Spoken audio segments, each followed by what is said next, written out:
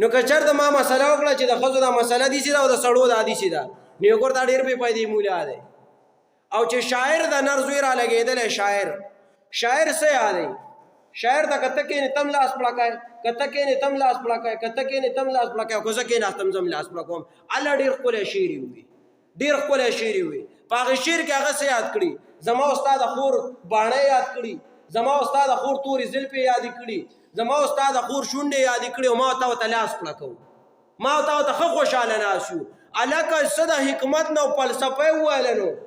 فلسفه یې وویله او چې زه دلته د قرآن آیات ووایم او په هغې کې د ښځو ذکر و نو یې هلکه دا مولا غټ بې غیرته دی په سپیکر او په ممبر باندې د ښځو مسله وکړه حاریان دی مه چې د قرآن کې فلسفه ده که د شاعر په دې کونیتوب پر شعر کې فلسفه ده زه خو حاریان دی ته یم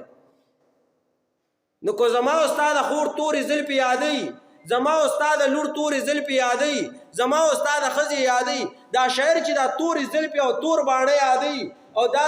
روز یو دا یو شی بل شی یادوي دا خو دې د خپلې خور نه یادوي دا دې د خپلې لور نه یادوي دا دې د خپلې مور نه یادوي دا زما او ستا د لور زما او ستا د خور او زما او ستا د مور یادوي هغه ته ما تا لاس پړکو که مولا د قرآن مسله وکړه نو دا مولا زما او ستا دشمن دی چې یو ورځ ورته کېناستې نه مړی د پرون دا مسله کړې نن ورته لاړو کېنم نه د پرون داسې ویلي دي دا ډېر بېوقوفه مولا دی دا اعتراض خو په پیغمبر راځي په الله راځي جبریل علیه السلام باندې راځي دا هغوی دا قرآن راوړی دی نو که مولا داسې مسله وکړه په ممبر او په سپیکر مولا بې غیرته او که شاعر وکړه نو هغه ته لاس وپړکه او داد وله ورکړه او ایوارډ ورته میلاو شو دا اوس چې دی نو دا اوس سټار دی سټار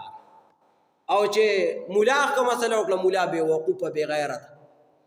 نو ساریان دی ما چې دا فلسفه په دې قرآن کې راکړه فلسفه په دغې ارامېتوب پرې شعرونو کې ده شاعر خو دې ته وایي د شاعر لږ ډیفینیشن کو تعریف یې کو شاعر دې ته وایي د پښتو تعریف یې کوم یو خو کیدی شي تاسو یو خو لکه عبدالرحمن بابا شاعر و علامه اقبال شاعر و داسې ښه شاعران هغه نه یادوم ګورئ ښه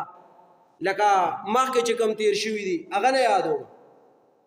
زمونږ دا شاعران چې دي دا شاعر چې په